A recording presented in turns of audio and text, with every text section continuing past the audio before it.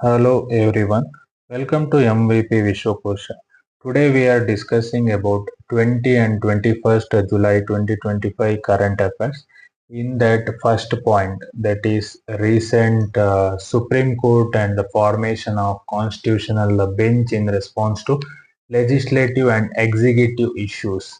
You know that previous that presidential reference under Article 143 on state bills, so that is President Draupadi Murmu invoked Article 143 referring 14 constitutional questions to the Supreme Court. These arose after a landmark that is April 8th ruling that imposed binding timelines on the governors and president for assenting the state bills, including deemed asset after delays using Articles 200 and Article 201 and even Article 142 and all.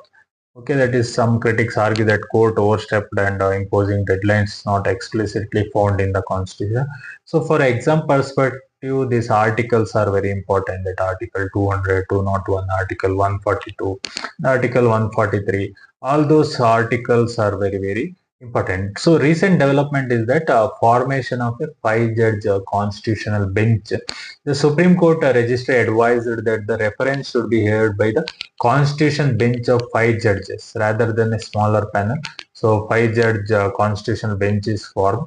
So this bench include that CJ B.R. Gawai and Justice Suryakant and Vikramnath and P.S. Narasimha and Atul S. Chandrakar and was set to hear the matters. Okay, and some of these core legal issues up for the review. It is a constitutional for Supreme Court to impose strict timelines for state governors and the president to give assent, and also can the court declare deemed assent as valid or that, and also that does the judiciary have authority to regulate executive actions that a constitution leaves silent on that and all. Very important recent that judicial and political response and all very important. So next is that constitutional bench will convey okay to hear the advisor reference, and though president reference yield non-binding opinions, they can profoundly influence executive legislative practice and court one's role in constitutional interpretation. So overall, it is very important for exam perspective. All the perspective it is very important. This is an ongoing case, marks a pivotal crossroad for Indian constitutional law, defining the limits of judicial authority in prescribing procedures on executive acts where the constitution is silent, and clarifying the interplay between that articles 200, 201, 142 and 143. So this constitutional bench will decide whether these judicially imposed timeline and doctrine like deemed asset are valid constitutional tools. So very important, that is about recent Supreme Court constitutional bench in news. Okay.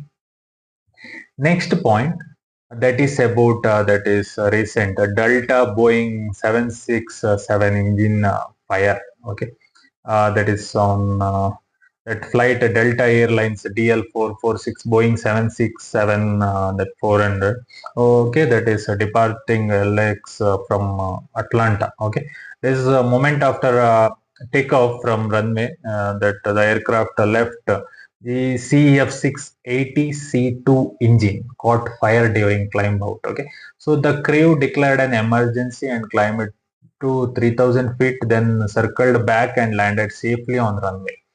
Okay, that is 25L with the emergency service on standby. So the very important that that is a very important, right? That some investigation and all follow-ups and all going on. And also in this context, it is this marks a second engine fire involving Delta in 2025 earlier in the year. Also an Airbus A330 Neo flight DL105 experienced an engine blaze during departure from Orlando. Okay, when while in flight engine fires are rare, and twin engine certification is rigorous, crew training allow aircraft to fly safely on one engine. Okay, as demonstrated in this incident. Okay, very important that recent that Delta flight DL446 safely landed back to that with no injuries. Okay, so that FFA and Delta Technops are investigating this serious mid-air engine fire. Result will determine next step in airline safety protocol, engine maintenance and all. This is about a recent news, that is Delta 767 engine fire incident. Next point, that is about recent news, that is West Bengal delivers first that is milestone conviction in a digital arrest cyber scam. Very important landmark conviction. India's first digital arrest case. Recently, you can hear that digital arrest and digital issues and all, right.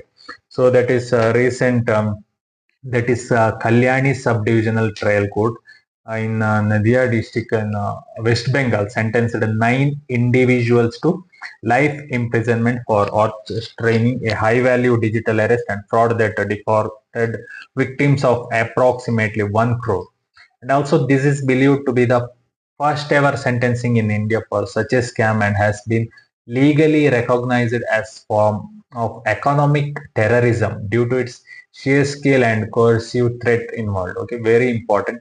And this what happened is actually the victim is retired agriculture scientist from Rangnath received a WhatsApp call. Okay, so for some impressing that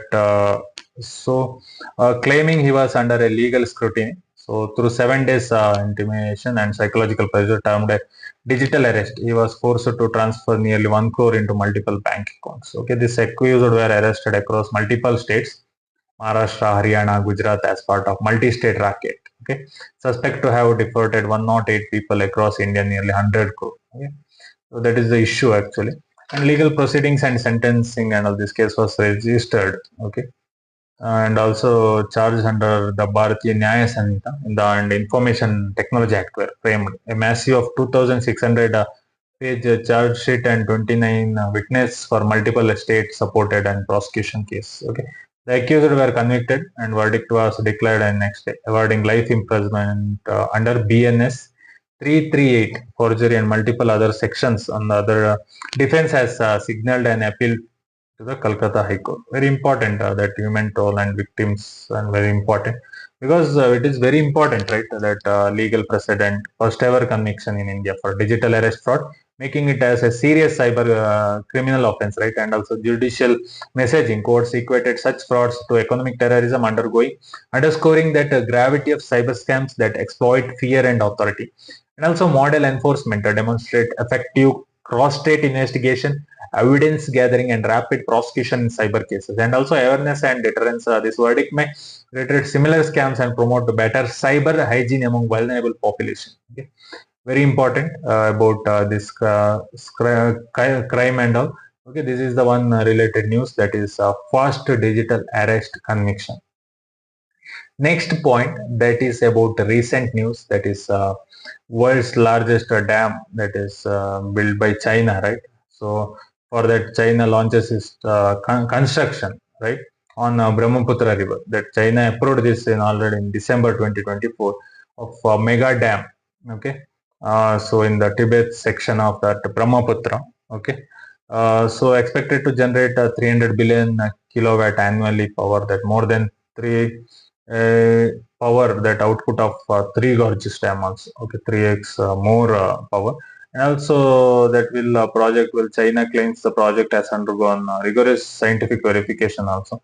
And also, however, India and Bangladesh have raised significant concern or risk from seismic activity, potential downstream water scarcity or flooding, ecological disruption, and geopolitical tension. So, especially given that dam's location near disputed Arunachala Pradesh. Okay, and also the January 2025 Tibet earthquake magnitude 6.8.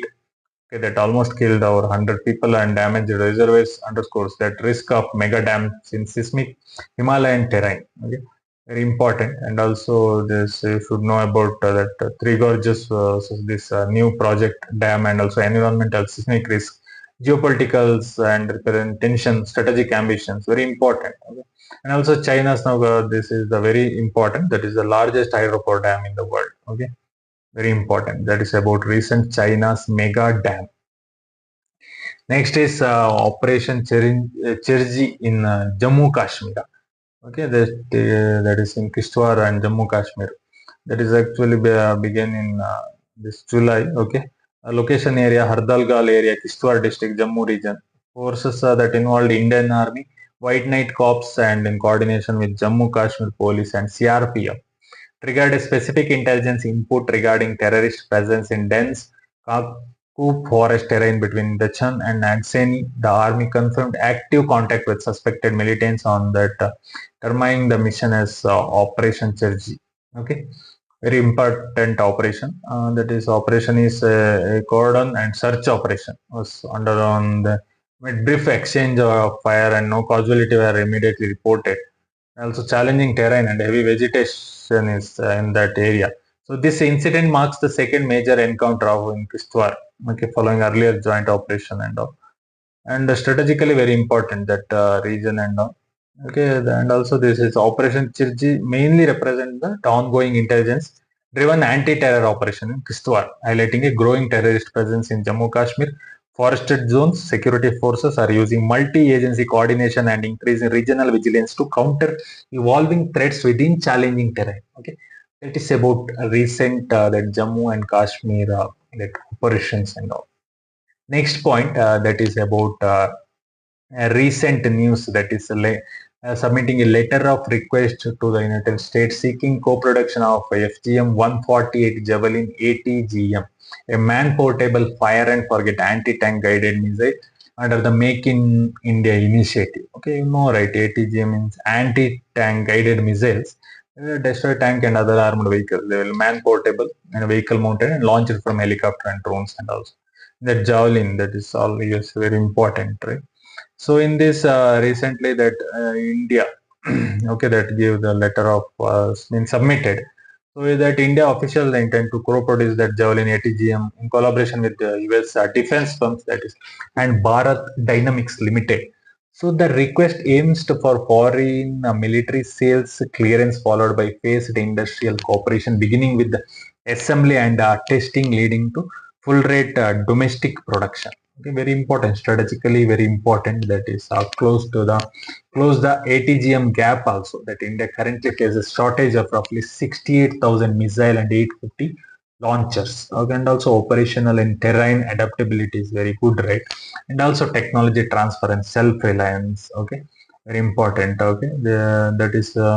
And also there are some challenges is there because high unit cost and impact on indigenous projects and all that our indigenous DRDO's project NAG is there, MPATGM is there, that is DRDO's indigenous man portable missile.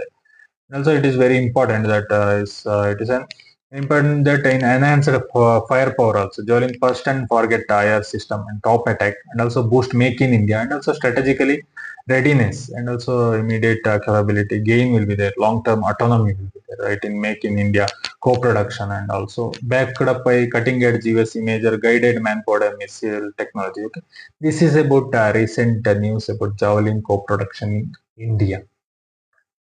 Next point that is about recent news, that is NSCSTI 2.2. There is a major that is India Civil Service Training Accreditation Framework. NSCSTI means National Standards for Civil Service Training Institution, a framework managed by the Capacity Building Commission under Mission Karma Yogi, okay, to standardize and improve training across civil service academies in India. Okay, actually launched that 2.0 officially launched on July 18, 2025. So at the Civil Service Office Institute, New Delhi, by Dr. Jitendra Singh, Union Minister of that Personal and Pensions. Okay.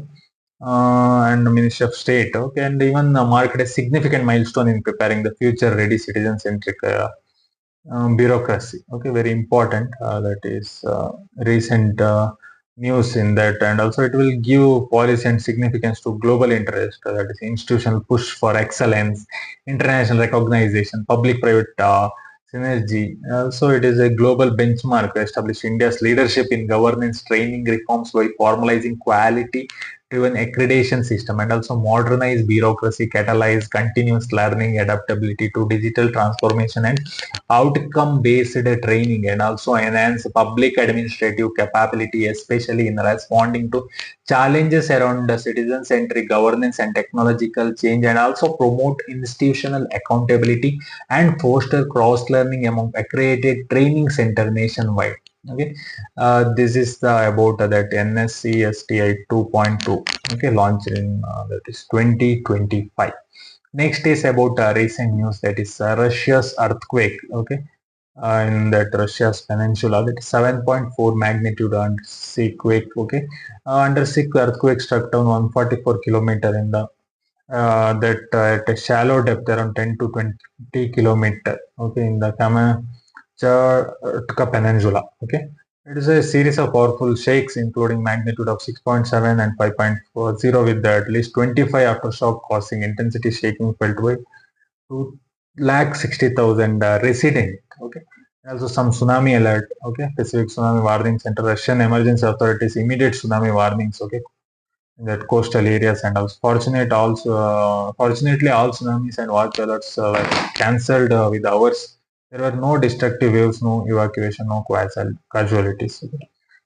Very important. And also that Kamchatka Peninsula lies in a tectonic junction between Pacific and North America plates, a known hotspot for seismic and volcanic activities. So this region last major quake was 1952, that is magnitude 9.0, which also puts Hawaii on alert, but ultimately caused no fatalities. Okay, despite intensity of the July 20 quake, no casualty or significant damage have been reported. Okay.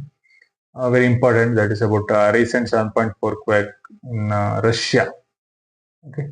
Next point, that is recent news about Maharashtra government that is renaming Islampur in Maharashtra. Okay, as Ishwarpur. Okay, that is during that concluding day of the Maharashtra monsoon session, the state cabinet approved a proposal of rename Islampur, located in Sangli district, to Ishwarpur. The state government is now forwarding this proposal to the union government for final approval, as the name change fall under the central jurisdiction. So all that name changing and all very important. All articles related to that is very important. So that is the demand for renaming has been long standing. It was initially raised in 1986. Okay, and but is mostly recently through the MOU of Shiv all that. Okay, and initially by RSS affiliated groups, periodically in that by local leaders and all. Okay, some local political reaction will be there, right? Obviously. The next cabinet resolution heads the Union Home Ministry upon central government approval and compliance procedure in guidelines, and official name change from Islampur to Ishwarpur will be enacted. Okay. Very important that Maharashtra government has recommended that renaming Islampur to Ishwarpur and all.